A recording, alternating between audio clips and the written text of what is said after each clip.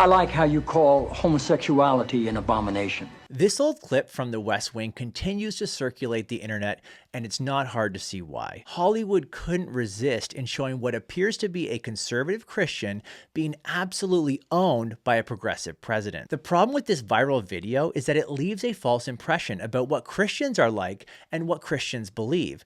Let's watch the video, and I'll give you my thoughts as we go. I don't say homosexuality is an abomination, Mr. President. The Bible does. Yes, it does. Leviticus 18:22. chapter and verse. Now we should pause here and make a quick clarification. Leviticus doesn't say homosexuality is an abomination. Rather, it says you shall not lie with a male as with a woman. It is an abomination. So first, notice it's not speaking about orientation, which is often how people use the word homosexuality today. Rather, it's speaking about behavior, homosexual sex. Second, while citing Leviticus 18 is part of the overall discussion about God's view of sexuality, it's definitely not the first place to start. That's because, as we're about to see, it raises other questions. Instead, it's better to make the case from the New Testament and then demonstrate how this view is consistent with the Old Testament. I wanted to ask you a couple of questions while I had you here. I'm interested in selling my youngest daughter into slavery as sanctioned in Exodus 21:7. She's a Georgetown sophomore, speaks fluent Italian, always cleared the table when it was her turn. What would a good price for her be? This is clever writing. First, notice how the president appears to know the Bible better than this conservative Christian. Also, notice what the president is doing here. He's using questions to try to point out an inconsistency in her view.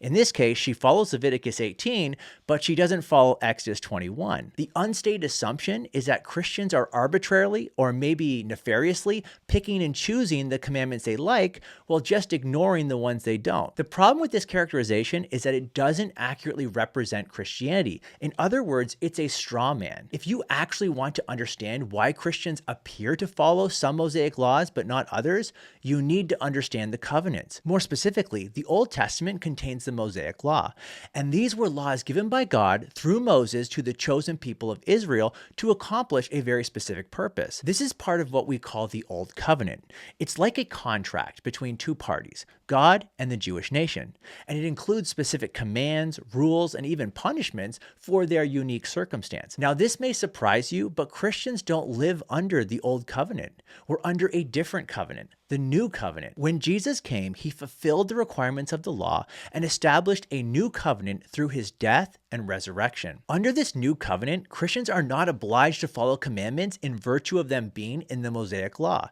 Instead, Christians follow the commands that apply to them under the new covenant. Okay, Tim, are you saying that commandments like thou shalt not murder doesn't apply to us because it's in the Old Covenant? Here's what I'm saying. No commandment in the Mosaic law is incumbent upon me in virtue of being part of that law. However, there are some commands that appear in both the Old Testament that are repeated in the New Testament, and they're repeated because the commands are grounded in a universal moral law that those commands point to. But as the president makes clear in this video, there are many laws in the Old Covenant that are not repeated, like this one. While thinking about that, can I ask another? My chief of staff, Leo McGarry, insists on working on the Sabbath. Exodus 35:2 clearly says he should be put to death. Am I morally obligated to kill him myself, or is it okay to call the police? Again, this example makes my point. The reason it's okay to work on the Sabbath is because, one, we're not under the Old Covenant anymore, and two, it's not repeated in the New Covenant. In fact, Paul says the Sabbath of the Old Covenant was a shadow of the things to come, but the substance belongs to Christ. In other words, Jesus is our Sabbath rest. Here's one that's really important, because we've got a lot of sports fans in this town. Touching the skin of a dead pig makes one unclean, Leviticus 11:7. If they promise to wear gloves, can the Washington Redskins still play football? Can Notre Dame? Can West Point? The West Wing writers seem to know as much about the covenants as they know about football, since footballs are not made of pigskin. They're made of cowhide leather. But again, under the new covenant, nothing you touch makes you unclean. Jesus explains that it's not physical things like food or touching someone or something unclean that makes a person unclean. Rather, what comes from the heart, like evil thoughts, sin, and wickedness, are what truly defile a person. Does the whole town really have to be together to stone my brother John for planting different crops side by side? Can I burn my mother in a small family gathering for wearing garments made from two different threads? Think about those questions, would you? Notice how he asks a bunch of questions, but he never really wanted an answer. This reminds me of the proverb, the one who states his case first seems right until another comes and examines him. One last thing. While you may be mistaking this for your monthly meeting of the ignorant tight-ass club, in this building when the president stands, nobody sits.